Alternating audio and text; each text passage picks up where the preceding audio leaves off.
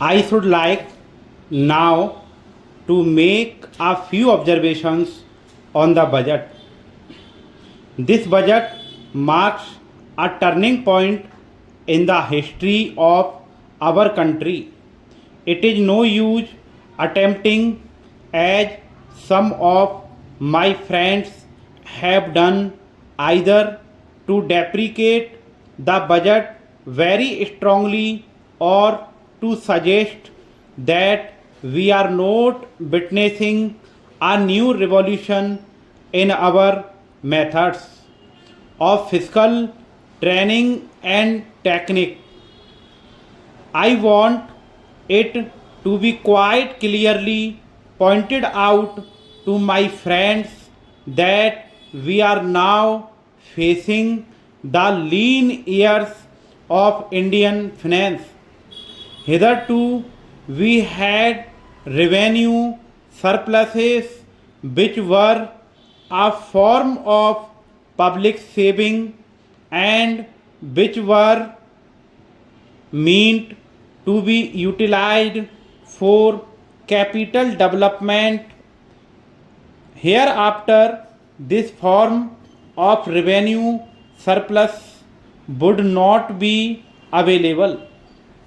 We have therefore to find out ways and means of implementing our great program of national reconstruction at minimum cost.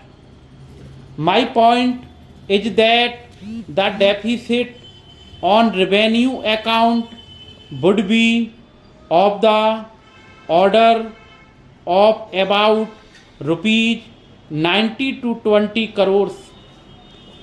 Here, let me point out that I do not agree with those of my friends in the finance department who have attempted to suggest that rupees 9 or 18 crores which are obtained from Pakistan should be put to the revenue side of the budget. They are to be on the capital side, but that does not seriously alter the trend of my argument. What I am suggesting is that we would have to be prepared for a deficit of a much higher order even on the revenue side. That itself should make us realize that there are very many problems which we have to face and that we have to undertake ways and means of increasing the resources of our country so that it might be possible for us to have a greater amount of surplus or a greater amount of public saving for the purpose of financing capital development. The finance minister, in the course of his speech, Mr. Deputy Minister pointed out that the deficits during the past 2 years were of the order of rupees 83 crores.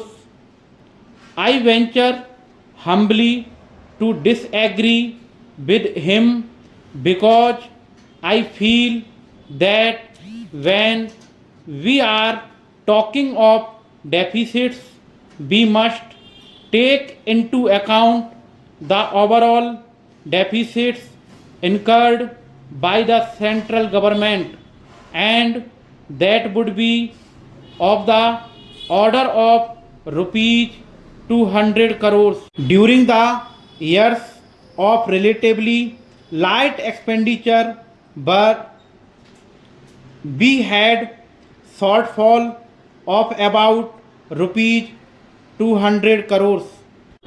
Undoubtedly, now when we are going to have a very great amount of expenditure, we might have a greater amount of deficit, and we would have to find out ways and means of trying to meet our capital expenditure. Some members have pointed out that deficit financing is good. Others have pointed out that it is poison. One honorable member who preceded me pointed out that it could be taken like a tonic. Now, I am not willing to enter into the merits of demerits. Undoubtedly, now when we are going to have a very great amount of expenditure, we might have a greater amount of deficit, and we would have to find out ways and means of trying to meet our capital expenditure. Some members have pointed out that deficit financing is good. Others have pointed out that it is poison.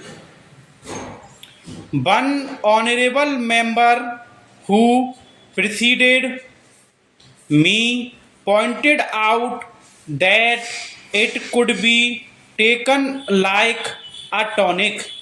Now I am not willing to enter into the merits of deficit financing or demerits of deficit financing in an academic spirit.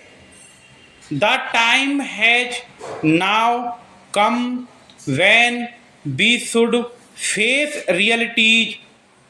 I do suggest that we have to indulge in deficit financing, because without indulging in deficit financing, it would not be possible for us to indulge in capital expenditure on such a large scale.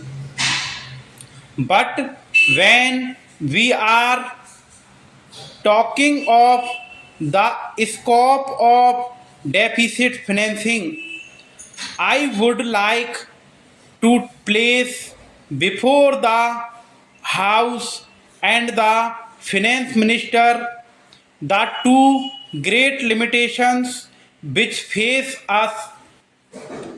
The first limitation that faces us is that concerning the internal price level, the Honorable the Finance Minister referred to the cost of living. He said that he was going to keep a watch over the cost of living so that it may not shoot up within a short period and make a mess of the plans of capital development.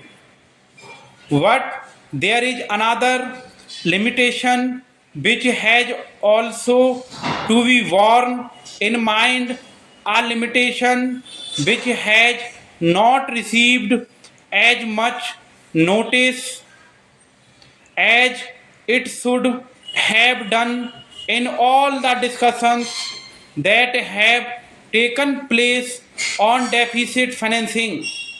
that limitation is the external limitation or the limitation which arises on account of our balance of payments position.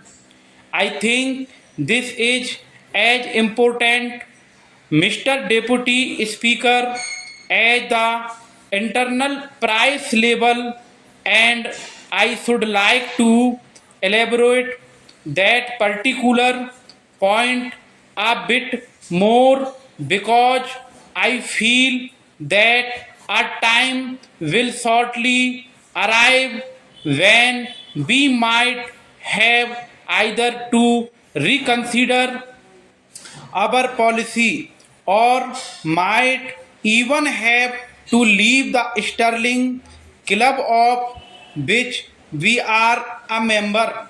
The second serious limitation is as serious as the first. What would be the consequences of deficit financing on our balance of payments?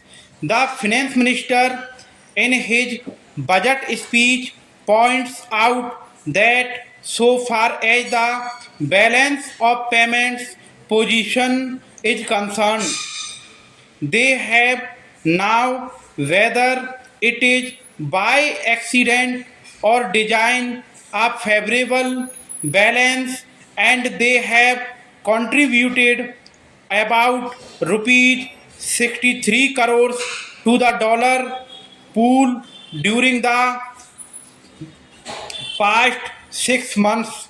But the moment we indulge in deficit financing, we have to be prepared for worsening of our balance of payments.